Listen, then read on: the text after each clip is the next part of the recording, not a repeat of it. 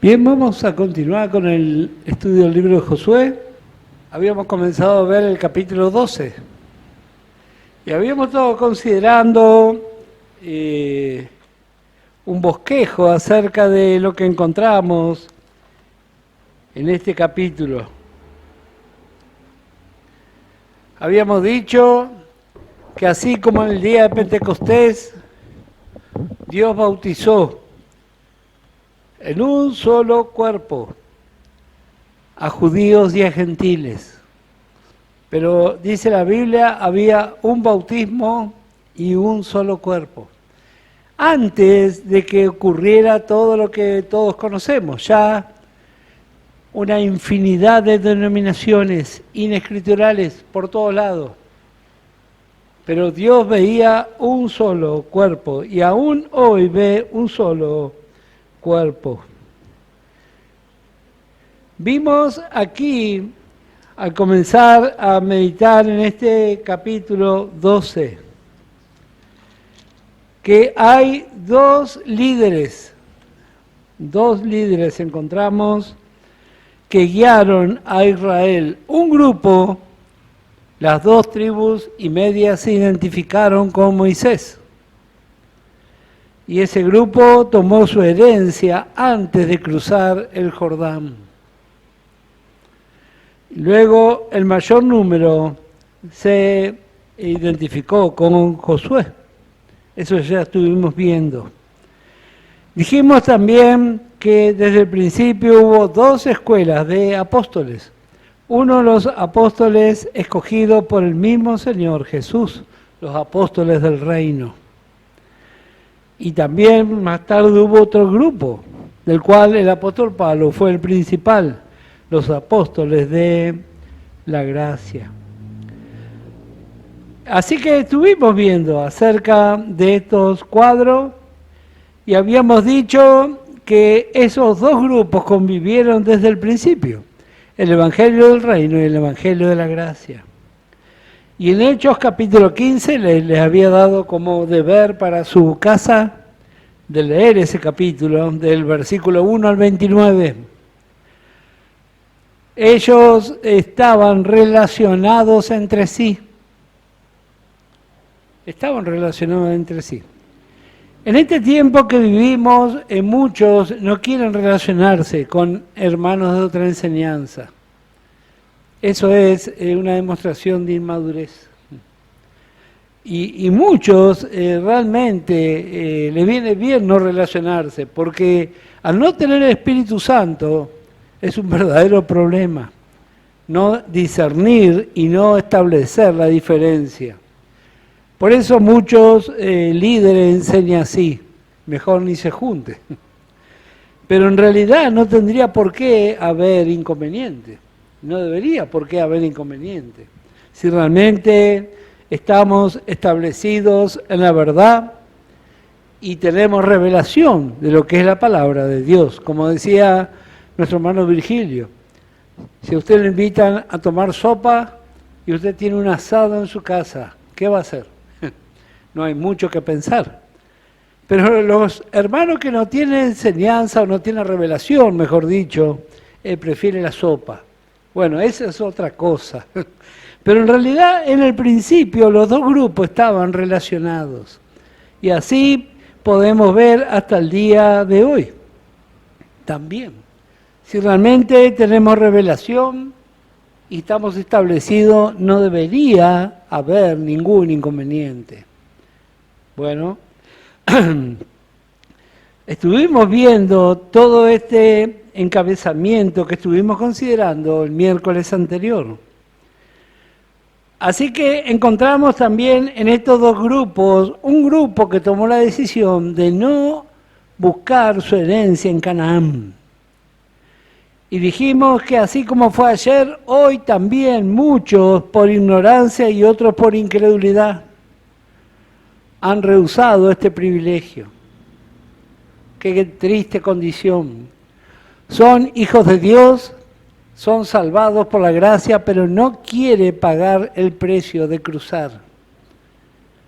Bueno, cuando cruzamos por la fe, pisamos en los lugares celestiales, ahí comienza la guerra con Satanás y todo su ejército. Los lugares celestiales es su lugar donde él se mueve y donde tiene establecido su trono. Satanás agita al mundo entero contra nosotros y somos despreciados y desechados, así como lo fue el Señor Jesús. Cuando estudiamos en el Antiguo Testamento la vida de David, él había sido ungido por rey, pero aún no había sido establecido. ¿Y qué hizo David? Tuvo que huir y andar rechazado. Y ese es un cuadro del Señor Jesús hoy. Él dentro de poco va a ser Rey de Reyes y Señor de Señores. Pero hoy está rechazado, el mundo no lo acepta. Y lo más triste es que aún la iglesia, la mayoría de las iglesias, no acepta el señorío de Cristo. Se llaman iglesia evangélica, tienen Biblia, pero el Señor está fuera del consejo. Qué tremenda condición. El apóstol Pablo fue poco apreciado. Fue humillado, azotado, puesto en prisión y llegó el momento que creyeron que ya estaba muerto. Por eso este evangelio no es popular, porque a nosotros nos va a pasar igual. Pablo estaba parado frente a los reyes de aquel tiempo y da la impresión de que ellos creyeron que Pablo precisaba misericordia de ellos. Y así pasa el día de hoy. Hay muchos que están confundidos y piensan que nosotros somos unos pobrecitos que necesitamos misericordia. Bueno, ese es el cuadro que experimentó Pablo y también experimentamos nosotros. Para el apóstol Pablo, Dios era su vida y su fuerza y siempre estuvo a su lado. Y así como fue con él también, es con nosotros. Pablo, el apóstol Pablo, llevó y predicó un evangelio que fue mayormente testimonial. Predicaba, todo lo llenó el evangelio. Sin embargo, numéricamente no hubo tantos convertidos. Y eso es algo que también pasa en este tiempo. La gran mayoría rechazó el evangelio de la gracia. Bueno, estuvimos viendo también, para los que toman nota, 1 Corintios capítulo 1, versos 18 al 31, cuáles eran los requisitos de los santos del primer siglo. Y también son los requisitos de este tiempo. Pablo nos da luz a través de lo que él escribió en 1 Corintios 15, versos 40 y 41. Hay distintas glorias en el cielo. Si usted mira, va a ver que una estrella es diferente de otra. Hay planetas, hay todo tipo de elementos que revelan la constitución de los seres celestiales. Así es nuestra vida. Todos tenemos un distinto brillo y todos tenemos una distinta función. Así que en el Jordán hay dos lados. En el Evangelio hay dos grupos también. Unos que anhelan por las cosas espirituales. No tiene problema en entrar a Canaán por la fe. Pero hay otros que no tienen ningún interés. En el tabernáculo también había dos grupos. El grupo de sacerdotes y los levitas. ¿Se acuerda? Dos grupos. Los sacerdotes servían para con Dios y los levitas servían para con los hombres. Los dos eran muy necesarios. Si no estaban los sacerdotes, no había aroma agradable a Dios. Pero si no estaban los levitas, no había altar ni tabernáculo. Así que todos son necesarios, aún estos dos grupos a los que estoy haciendo mención. Unos que quedan de un lado del Jordán y otros que realmente aprovechan. Así que vemos dos vocaciones diferentes. Y el énfasis al ver las posesiones de las tribus sobre los dos lados del Jordán. Eso habla de dos propósitos a alcanzar. Ojalá que usted y yo tengamos interés por avanzar sobre Canaán. Si decide quedarse del otro lado del Jordán, igual va a ir al cielo, no se haga problema. Pero se va a perder lo mejor. Ahora podemos apreciar desde otro punto de vista y ver la aplicación espiritual. Así que también vamos a ver aquí enseñanza en estos dos grupos. Una es una enseñanza invisible y la otra visible. Una va a descansar en las promesas celestiales y otro va a hacer su carrera terrenal, nada más. Uno habla de la vida interior en comunión con Dios y otro habla de una vida exterior en la práctica delante de los hombres.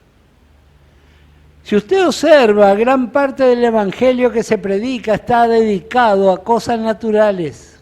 El énfasis está todo el tiempo en las cosas de este mundo. Sin embargo, ¿cuál es lo correcto?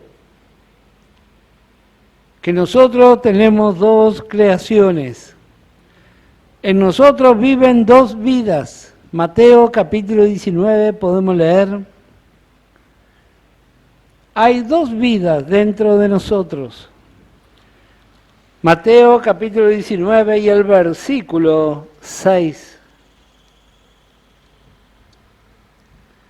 Así que aquí está hablando de una alegoría del matrimonio, pero también se aplica a esto que estamos considerando. Así que no son ya más dos, sino una sola carne. Por tanto, lo que Dios juntó no lo separe el hombre. ¿Por qué hago esta aclaración? Porque encontramos estos dos grupos en el Evangelio. Unos son totalmente dedicados a cosas naturales y otros son tan espirituales que no puede ayudar a su hermano en necesidad. Entonces tenemos que encontrar el equilibrio. El equilibrio lo da la palabra de Dios. Dice el apóstol Pablo, tenemos un tesoro en vaso de barro. No solo somos tesoro, tampoco somos todo barro. Somos las dos cosas. Somos un tesoro en vaso de barro. Nuestro trabajo a favor de la humanidad debe brotar de la vida de Cristo viviendo en nosotros. Por eso la importancia de conocer la palabra y recibir el Espíritu Santo. Si no, es todo así al que me parece. Necesitamos imperiosamente. De eso habla la tarea de los sacerdotes y levita, como recién hice el comentario. El levita trabajaba en sujeción al sacerdote, pero los dos eran muy necesarios. Y así también necesitamos la vida de Cristo principalmente. Pero precisamos la vida del viejo hombre en sujeción. Este cuerpo se tiene que sujetar a la nueva creación. Y ahí va a empezar el gran conflicto. Así que la totalidad del nuevo hombre está representado por las 12 tribus. La totalidad. Sus heredades situadas a ambos lados del Jordán están llenas de significado para nosotros. Y vamos a ir al capítulo 12 de Josué. Así que todas estas 12 tribus hablan de la manifestación del nuevo hombre. Y necesitamos que el Espíritu Santo nos dé revelación. Dice el capítulo 12, verso 1, y vamos a leer en el nombre del Señor Jesucristo. Dice, estos son los reyes de la tierra que los hijos de Israel derrotaron y cuya tierra poseyeron al otro lado del Jordán, hacia donde nace el sol. Desde el arroyo de Arnón hasta el monte Hermón y todo el Arabá al oriente. Sehón, rey de los amorreos, que habitaba en Hesbón, y señoreaba desde Aroer, que está a la ribera del arroyo de Arnón, y desde el medio del valle y la mitad de Galaad hasta el arroyo de Jaboc, término de los hijos de Amón, y el Arabá, hasta el mar de Cineret al oriente, y hasta el mar del Arabá, al mar salado, al oriente, por el camino de Bet-Jesimot, y desde el sur al pie de las laderas del Pisga, y el territorio de Og, rey de Basán, que había quedado de los refaítas, el cual habitaba en Astarot y en Edrei, y dominaba en el monte Hermón, en Salca, en todo Basán, hasta los límites de Jesur y de Maca, y la mitad de Galaad, territorio de Sehón, rey de Hesbón. A estos derrotaron Moisés, siervo de Jehová, y los hijos de Israel.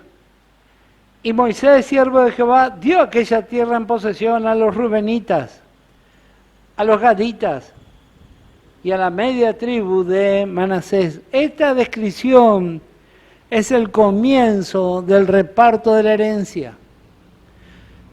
Repito, cada una de estas 12 tribus habla acerca de las virtudes de la nueva creación. Van a empezar a tomar su herencia. El primero que es nombrado aquí en el versículo 6 es Rubén, es el primogénito de Jacob. Es el primero en tomar posesión de la tierra.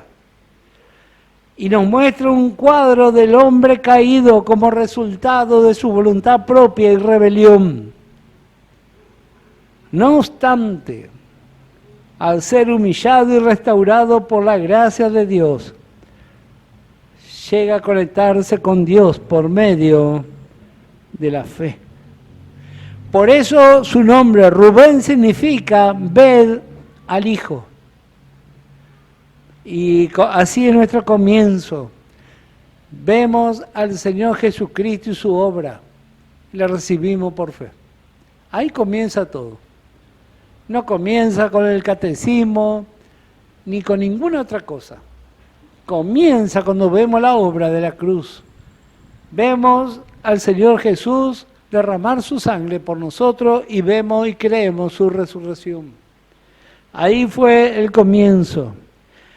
Así que vemos aquí, en este cuadro, el primero de los poseedores, que por fe hereda este lugar del lado del Jordán, donde no está Canaán.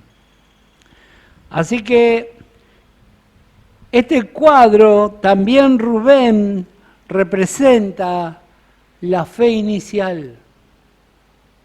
La fe inicial. Primera de Corintios capítulo 13. Esta fe que todos apropiamos, un día no va a ser más necesaria. ¿Pensó en eso? Estuvimos viendo hace poco en el libro de Apocalipsis, dice que un día el Señor va a dar por terminado el tiempo. No va a existir más el tiempo. Y la Escritura dice que un día no va a existir más la fe. El apóstol Pablo hace mención a un triángulo. La fe, la esperanza y el amor, dice. En la eternidad solamente va a existir el amor. Ya no vamos a tener más esperanza porque todo se va a haber cumplido. Y no vamos a precisar más la fe. Ahí cuando lleguemos a la puerta del cielo, ya no vamos a precisar más. Dice aquí esta porción, 1 Corintios 13, verso 10. Mas cuando venga lo perfecto, entonces lo que es en parte se acabará. ¿Cómo es la fe? Bueno, en la gran mayoría es en parte. No es una fe total. Son muy pocos los que realmente tienen una fe totalmente desarrollada. Cuando venga lo perfecto, la fe va a terminar. Rubén fue el heredero del reino de Sehón. Eso fue lo primero que él heredó. Mire qué Qué interesante este lugar geográfico. Vemos, son llamados los 12. Venga Rubén, dice, usted va a heredar, dice. ¿Usted de fe? Sí, dice Rubén. Bueno, el primer lugar que va a heredar es el reino de Seón. Seón significa desecho, o la mejor traducción es estiércol. ¡Qué tremendo! Este lugar es todo lo contrario y es lo que Dios opina de todo lo que se opone a la fe. ¡Qué tremendo! Nosotros a veces no queremos ofender. Dios dice, lo que está en contra de la fe es eso.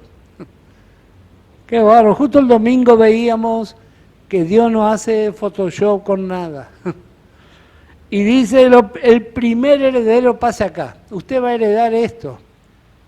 El estiércol de la humanidad. Eso ahora está bajo el poder del pueblo de Dios.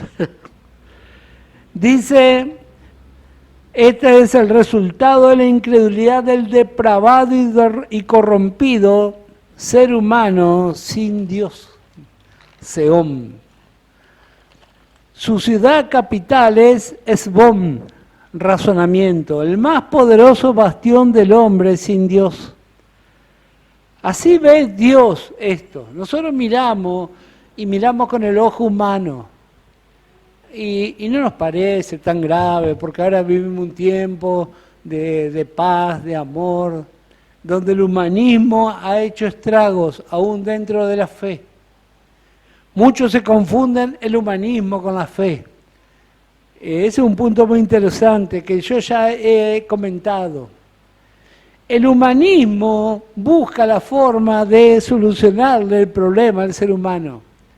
Pero el primer punto del humanismo es Dios no tiene nada que ver. Así comienza el estatuto del humanismo. Por eso a mí me llama la atención cuando algunos creyentes dicen yo soy humanista y cristiano. Hay algo que está mal ahí. O nunca leyó, o nunca se informó. Bueno, Dios acepta solamente la fe, no importa cuánto se parezca al humanismo. Para Dios es estiércol, es basura. Es buscar soluciones dejando a Dios de lado. Y a veces nosotros también caemos en ese error. Aquí, en estos versículos que recién leímos, se mencionan varios lugares y de algunos vamos a considerar los nombres, no de todos. Usted después, si quiere, puede buscar el significado de los nombres. Si alguno no tiene el diccionario del hermano Copley, me lo pide y se lo voy a pasar para que lo pueda imprimir. Luego lo puede buscar. Pero vamos a ver algunos de estos significados. Vamos a volver a nuestra porción. Así que encontramos la primer tribu que va a recibir su herencia, los rubenitas. En los versículos anteriores estuvimos leyendo acerca de la posesión y se nombra varios lugares. Se nombra, por ejemplo, Moab. Y también, como leímos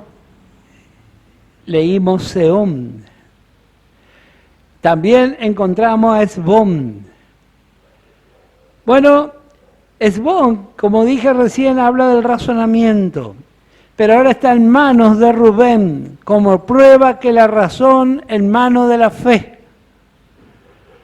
Prueba que solo la destruye de su dependencia del viejo hombre y la restaura y edifica más segura en poder de la nueva creación. Razonar sobre la base de la palabra de Dios. No está mal razonar sobre la base de la Biblia. El problema es razonar sin Biblia. Entonces ahí va a venir nuestro fracaso. Así que esta ciudad, Esbón, ahora está en manos de Israel. Y es una ciudad muy importante. Es una verdadera torre fuerte y es sostenida por Dios. También vamos a encontrar la ciudad de Dibón, que luego vamos a considerar en Números 33, verso 34. Esa también pertenece a este grupo de estas 2 tribus y media. Dibón. Su nombre significa suficiencia de conocimiento. También se le asignó a Rubén. Nos enseña que el reino de Dios en nosotros es por fe, pero necesitamos de la verdad revelada. Decir que tenemos fe y no conocemos la Biblia es lo mismo que nada. Por eso hay que leer la Biblia. Necesitamos enseñanza de la Biblia. Y todo error va a desaparecer cuando tenemos suficiente conocimiento. ¿No le pasó de encontrarse con otros hermanos y notar la pobreza? Es realmente asombroso. Y también nos lleva a agradecer al Señor. Porque ni usted ni yo somos mejores que nadie. Solamente la gracia de Dios, no hay otra cosa. Así que esta ciudad de Dibón también va a pertenecer a Rubén.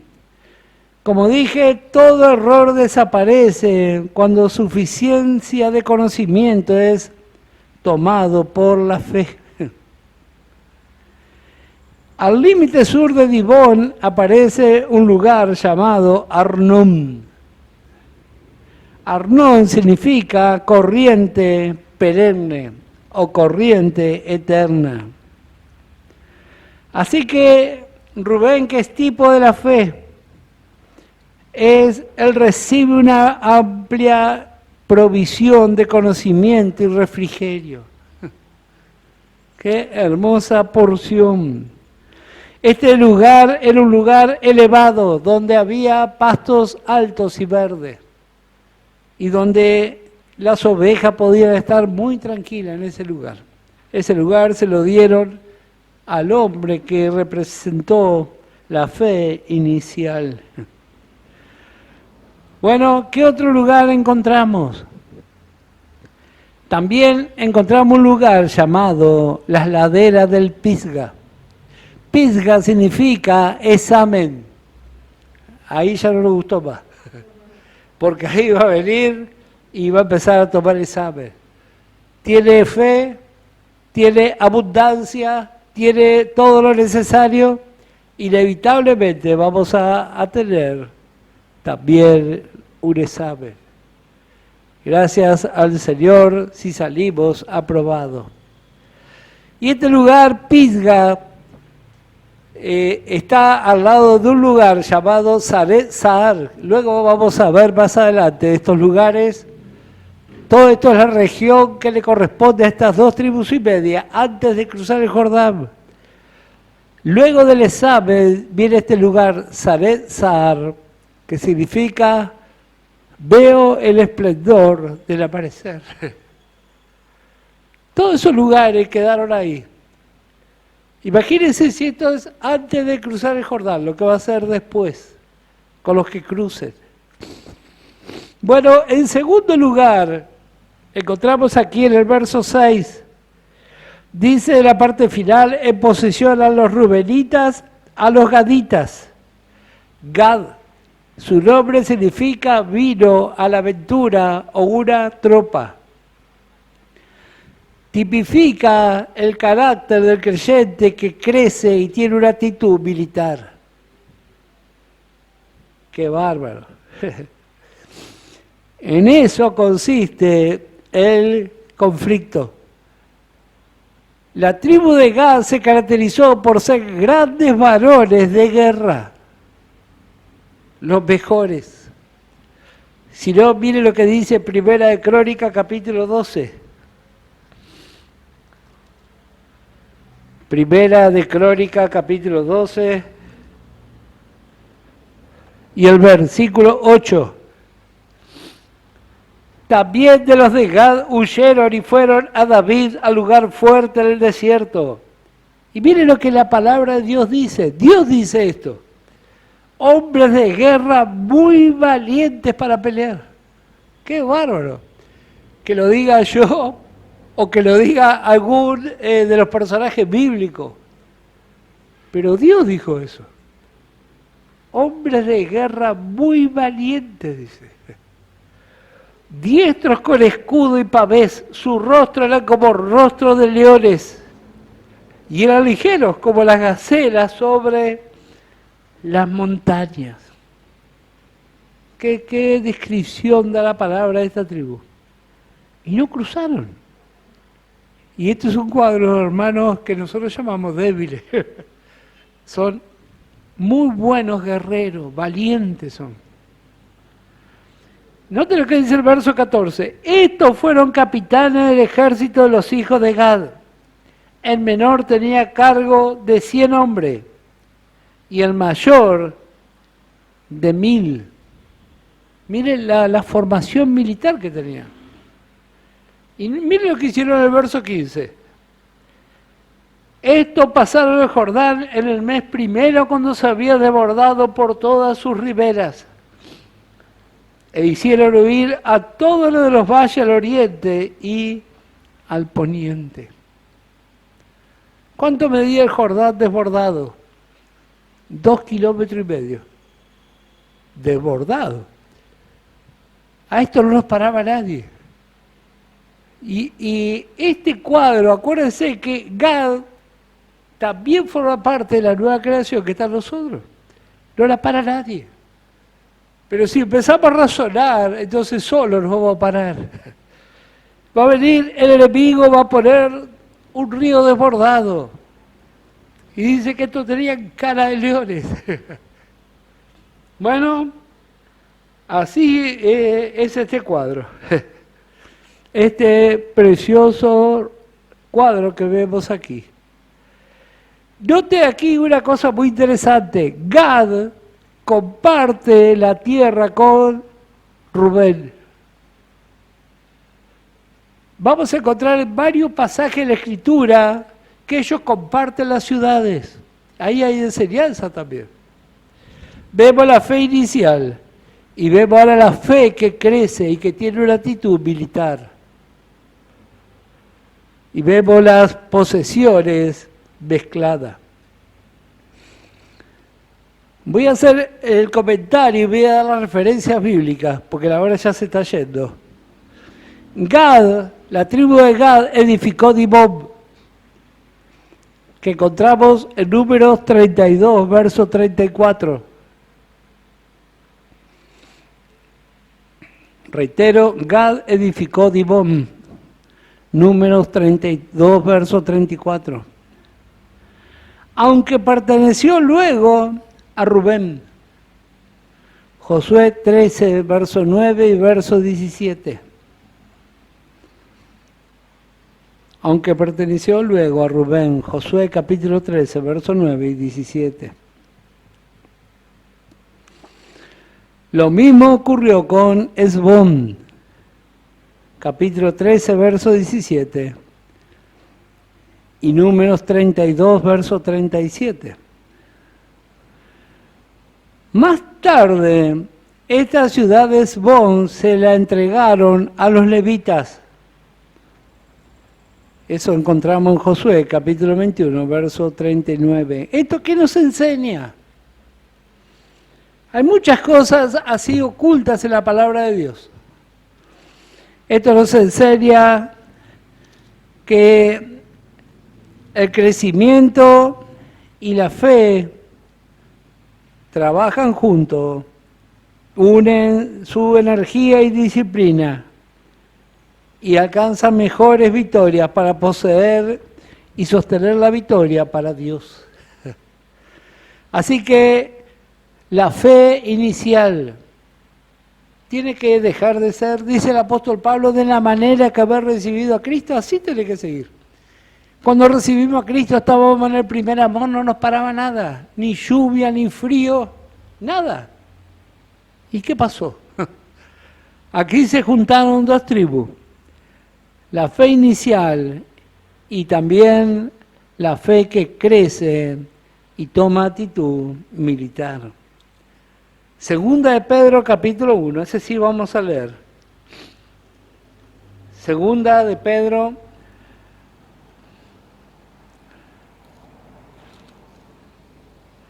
capítulo 1, verso 5 dice, vosotros también poniendo toda diligencia por esto mismo, añadid a vuestra fe.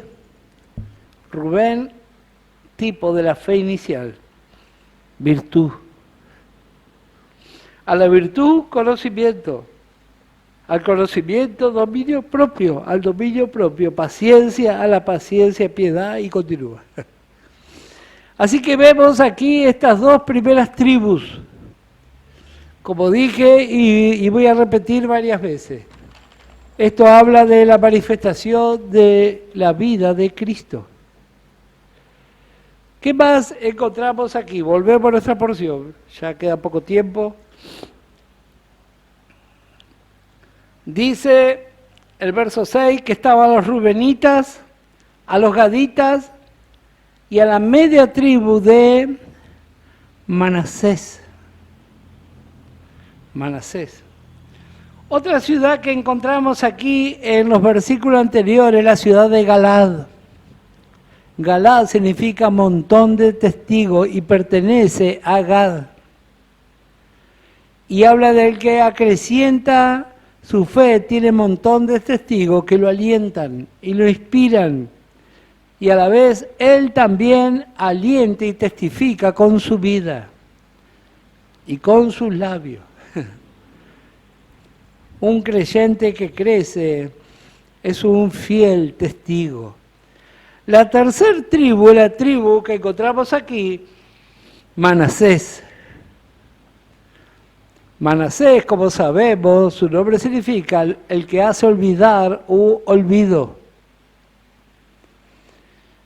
La Escritura relata acerca de su hijo, no en esta porción, sino en otra. Su hijo se llamó Maquir.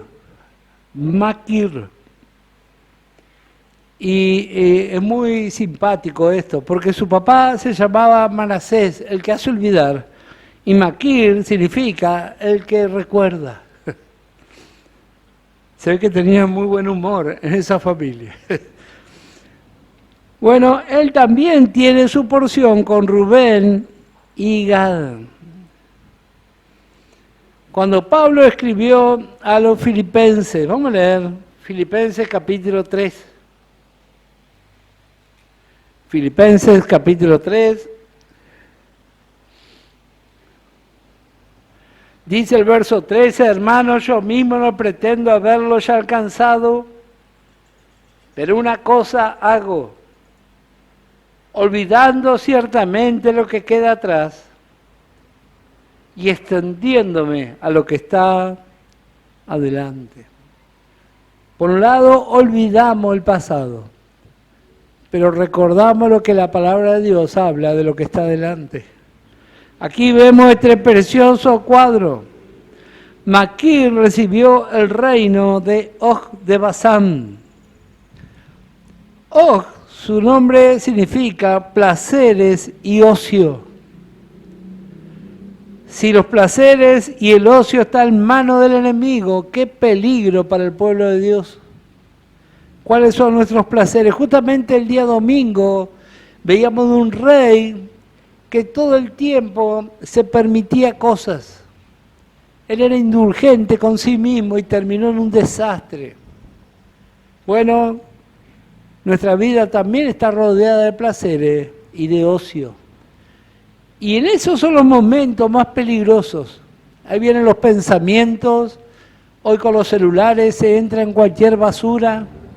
Bueno, sin embargo, este lugar fue tomado. Y este lugar va a ser usado por aquellos que corren bien.